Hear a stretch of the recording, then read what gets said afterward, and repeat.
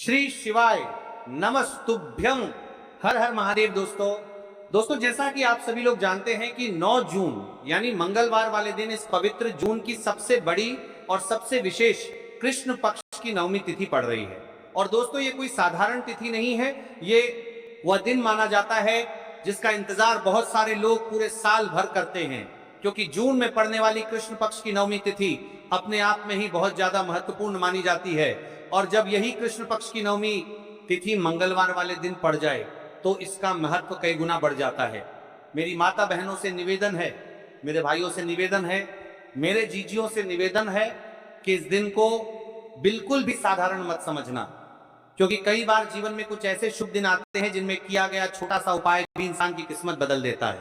दोस्तों, पूज्य गुरु जी महाराज ने अपनी कथा में कई बार कहा है कि कृष्ण पक्ष की नवमी तिथि वाले दिन अगर कोई व्यक्ति सच्चे मन से भगवान को याद करके 7 चने की दाल अवश्य कर लेता है तो भगवान उसकी मनोकामना अवश्य सुनते हैं। दोस्तों, आज के समय में हर इंसान किसी न किसी परेशानी से गुजर रहा है। किसी के घर में धन की समस्या चल रही है, किसी के घर में बीमारी खत्म होने का नाम नहीं ले रही, किसी के घर में लड़ाई झगड़े बढ़ते जा रहे हैं, किसी के काम बनते बनते बिगड़ जाते हैं। और बहुत सारे लोग ऐसे भी हैं जिनके हाथ में पैसा आता तो है लेकिन टिकता बिल्कुल भी नहीं है। दोस्तों, अगर आपके जीवन में भी ऐसी कोई परेशानी चल रही है तो मंगलवार वाले दिन पड़ने वाली कृष्ण पक्ष की नवमी तिथि को बिल्कुल भी अपने हाथ से मत जाने देना, क्योंकि यह दिन बहुत ही विशेष माना जाता है। दोस्तों, बहुत सारे लोग पूरे साल भर इंतजार करते हैं कि कोई ऐसा शुभ दिन आए जिस दिन किया गया उपाय जल्दी फल दे। और दोस्तों, जून की कृष्ण पक्ष की नवमी तिथि ऐसा ही विशेष अवसर लेकर आती है। आप लोगों ने भी बहुत बार महसूस किया होगा कि कई बार इंसान बड़े बड़े पूजा पाठ करता है, अनुष्ठान करता है, मंदिरों के चक्कर लगाता है, फिर भी मनोकामना पूर्ण नहीं होती। लेकिन दोस्तों, जब वही व्यक्ति किसी विशेष तिथि पर श्रद्धा और विश्वास से छोटा सा उपाय करता है तो उसकी किस्मत बदलते देर नहीं लगती। और दोस्तों, मंगलवार वाले दिन पड़ने वाली कृष्ण पक्ष की नवमी तिथि भी कुछ ऐसी ही मानी जाती है, इसलिए इस दिन 11 चावल को अवश्य करना चाहिए। दोस्तों, बहुत सारे लोग ऐसे होंगे जिन्होंने पूरे साल भर कोई उपाय नहीं किया होगा। बहुत सारे लोग ऐसे होंगे जिन्होंने कई बार सोचा होगा कि इस बार जरूर करेंगे, लेकिन किसी ना किसी कारण से नहीं कर पाए होंगे। पर दोस्तों, भगवान हर व्यक्ति को एक ना एक मौका जरूर देते हैं और 9 जून का यह शुभ दिन भी शायद आपके जीवन का वही मौका हो सकता है। अगर आपने पूरे साल भर कोई उपाय ना किया हो, फिर भी अगर आप जून की कृष्ण पक्ष की नवमी तिथि के दिन सच्चे मन से 7 काली मिर्च उपाय कर लेते हो तो दोस्तों, आपको ऐसा फल मिल सकता है जिसकी आपने कभी कल्पना भी नहीं करी होगी।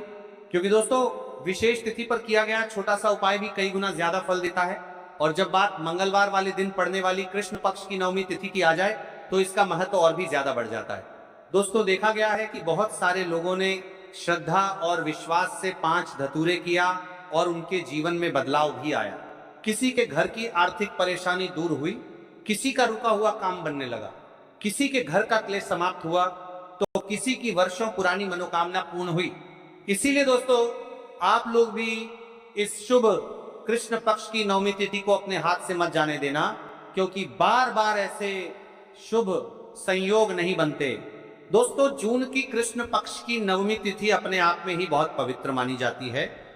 और जब यही कृष्ण पक्ष की नवमी तिथि मंगलवार वाले दिन पड़ती है तो भगवान की कृपा प्राप्त करने के लिए यह समय और भी ज्यादा शुभ माना जाता है।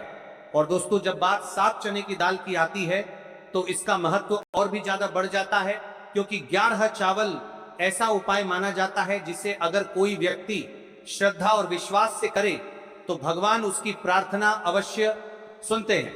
अगर आपके घर में किसी भी प्रकार का दोष चल रहा हो, पितृदोष हो, मंगल दोष हो, राहु केतु का बुरा प्रभाव हो, या फिर ऐसी कोई परेशानी हो जिसका कारण आपको समझ ही ना आता हो, तो दोस्तों, ऐसे में कृष्ण पक्ष की नवमी तिथि वाले दिन किया गया 5 धतूरे बहुत लाभकारी माना जाता है।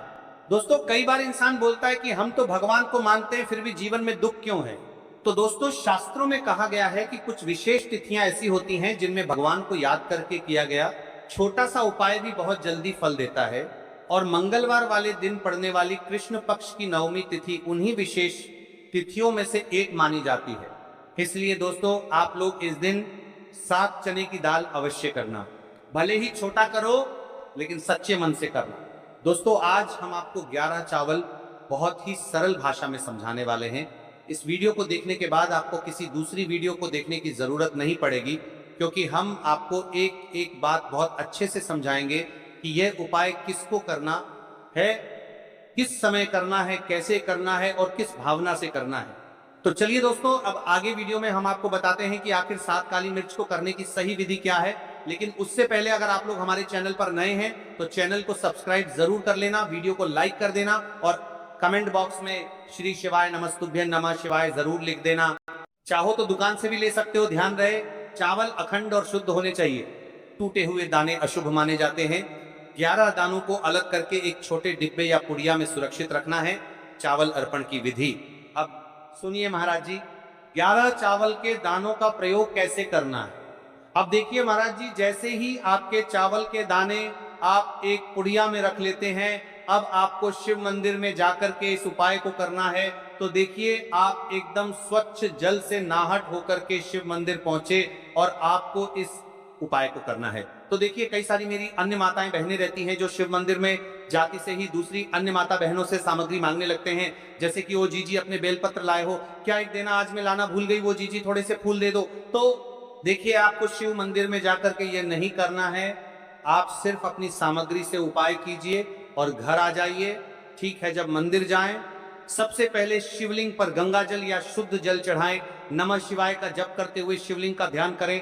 आप सबसे पहले एक चावल का दाना गणेश जी के स्थान पर अर्पित करें, क्योंकि गणेश जी बिना हर कार्य अधूरा है। इसके बाद शेष 11 दानों को एक एक करके शिवलिंग पर अर्पित करें। हर दाना चढ़ाते समय मन में एक एक प्रार्थना करें। जैसे पहला दाना, हे शिव मेरे जीवन से रोग दूर करो।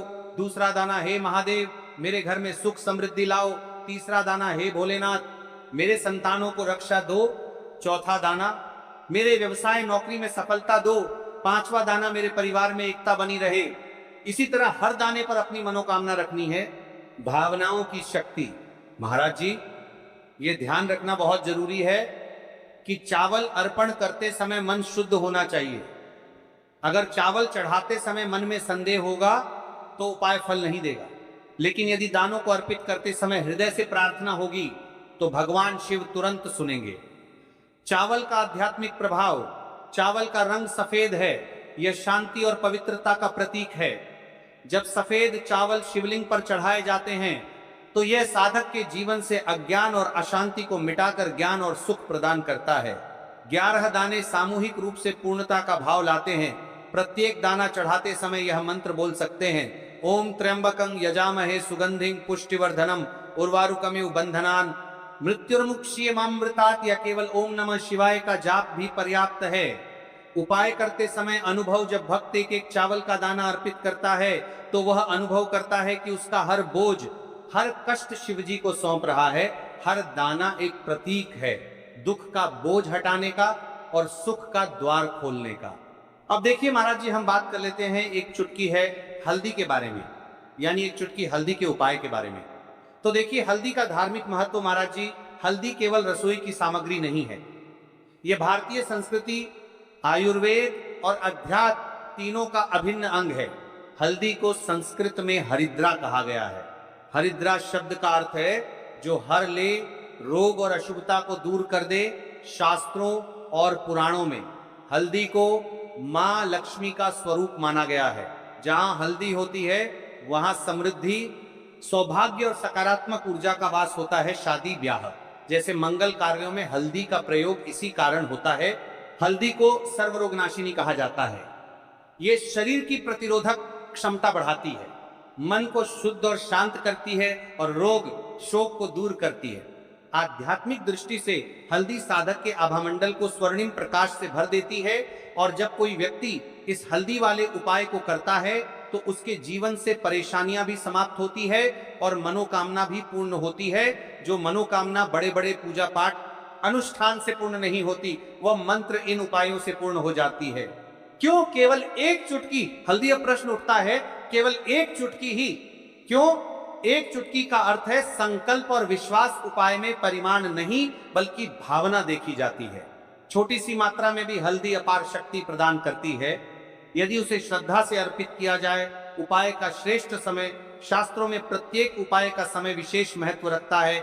इस दीपक और हल्दी चावल के उपाय को करने के दो मुख्य समय बताए गए हैं। देखिए महाराज जी, अब बात कर लेते हैं, इन उपायों को आपको एक साथ में करना है। और हाँ, इन उपायों को आपको किस समय करना है? सुबह के समय करना है या प्रदोष काल के समय करना है, या फिर आप हमसे ही प्रश्न करना चाहते हैं कि महाराज की सबसे उत्तम समय कौन सा है? तो देखिए, सबसे पहले हम बात कर लेते हैं सुबह के समय के बारे में। सूर्योदय से पहले का समय, जिसे ब्रह्म मुहूर्त कहते हैं, सबसे उत्तम माना जाता है। इस समय वातावरण शांत होता है, नकारात्मक ऊर्जा न्यूनतम होती है और साधक की एकाग्रता सर्वोच्च रहती है। सुबह शिव मंदिर में जाकर उपाय करने से दिन भर शुभता बनी रहती है। अब देखिए महाराज जी, हम बात कर लेते हैं प्रदोष काल के समय की। तो देखिए, जो प्रदोष काल का समय है, सूर्यास्त के समय और उसके बाद का लगभग 2.5 घंटे का समय प्रदोष कहलाता है। यह समय विशेष रूप से शिव जी को प्रिय है। प्रदोष काल में दीपक अर्पण करने से जीवन के सभी पाप और बाधाएं दूर होती हैं। शिव जी को प्रसन्न करने के लिए प्रदोष व्रत का उल्लेख भी पुराणों में है। इसीलिए भक्त चाहे सुबह करें या संध्या प्रदोष काल में, दोनों ही समय यह उपाय अत्यंत प्रभावकारी होता है। उपाय करते समय सावधानियां, शुद्धता का ध्यान रखें। मंदिर जाते समय मन और तन की शुद्धि बनाएं। स्नान करके ही उपाय करें। सकारात्मक भाव रखें। उपाय करते समय मन में कोई नकारात्मक विचार या संदेह न लाएं। दीपक न बुझने दें। दीपक को ध्यान पूर्वक रखें ताकि वह स्वयं बुझे नहीं, अन्य से चर्चा न करें। उपाय करते समय उसे गुप्त रखें। यह व्यक्तिगत साधना का हिस्सा है। अन्न दान का संकल्प उपाय के। तो देखिए महाराज जी, अब हम बात कर लेते हैं 7 चावल के दाने। 5 आटे के दीपक सिर्फ आपकी साधारण मनोकामनाएं पूरी करेगा, बल्कि घर परिवार में शांति, सुख और समृद्धि का भी स्थायी साधन बनेगा। यह उपाय कोई कठिन साधना नहीं है। इसमें न तो बड़ी बड़ी सामग्री चाहिए, न ही जटिल अनुष्ठान। बस श्रद्धा चाहिए, भक्ति चाहिए और शुद्ध भाव चाहिए। याद रखिए, उपाय करते समय केवल एक ही संकल्प हो आपके मन में, हे भोलेनाथ, हे गणेश जी, हे माता लक्ष्मी, मैं आपकी शरण में आया हूं। मेरी समस्याएं दूर करो और मुझे सही मार्ग दिखाओ। सबसे पहले हम इस उपाय को करने के समय के बारे में बात कर लेते हैं, यानी कि आपको किस समय करना है। देखिए, उपाय का सही समय भक्तों, कोई भी उपाय तभी सिद्ध होता है जब वह सही समय पर किया जाए।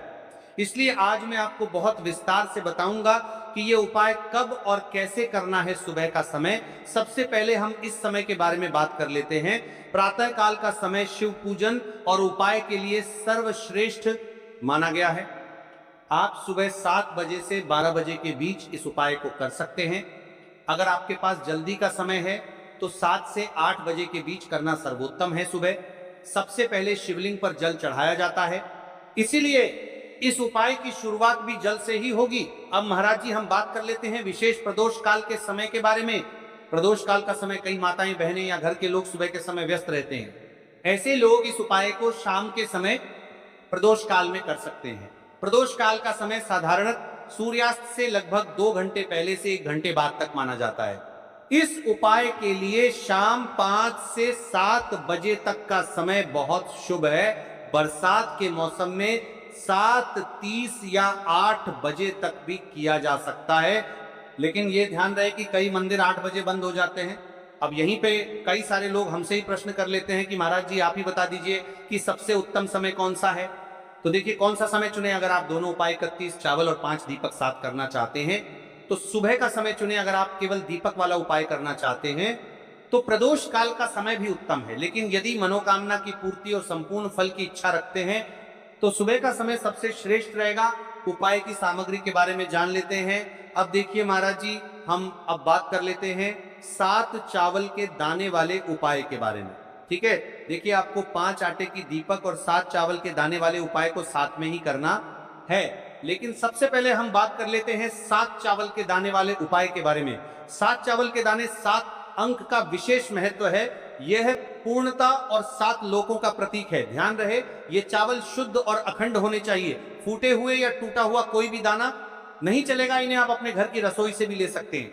लेकिन अगर घर के चावल टूटे फूटे हैं तो नजदीकी किराना या अनाज की दुकान से ताजे चावल ले आइए, 7 दाने अलग कर एक छोटी कागज की पुड़िया या पूजा की डिब्बी में रख लीजिए।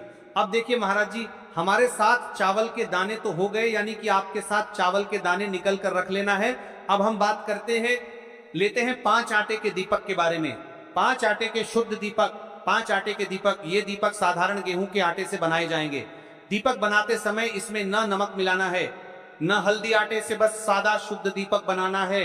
हर दीपक में गोल बत्ती की रुई का प्रयोग करना है। तेल इतना भरें कि दीपक पूरे उपाय के समय तक प्रज्वलित रहे। तेल आप सरसों या तिल का ले सकते हैं, ये दोनों ही भगवान शिव और देवी देवताओं को प्रिय है।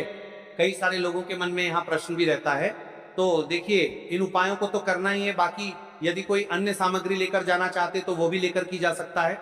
यदि आप सुबह के समय इस उपाय को करोगे तो आपको सबसे पहले एक शुद्ध एक लोटा जल अवश्य लेकर जाना है।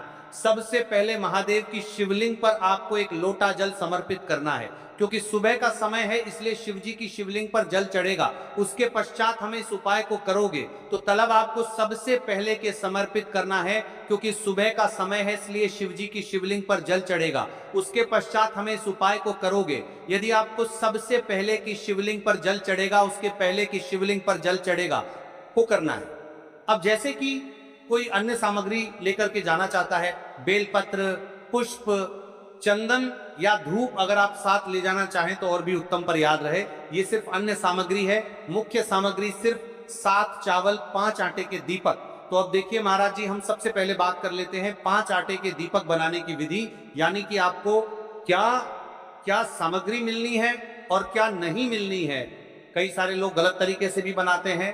तो देखिए, अब सबसे पहले गेहूं के आटे को एक साफ बर्तन में लीजिए, इसमें पानी डालकर हल्का सा गूंथ लीजिए।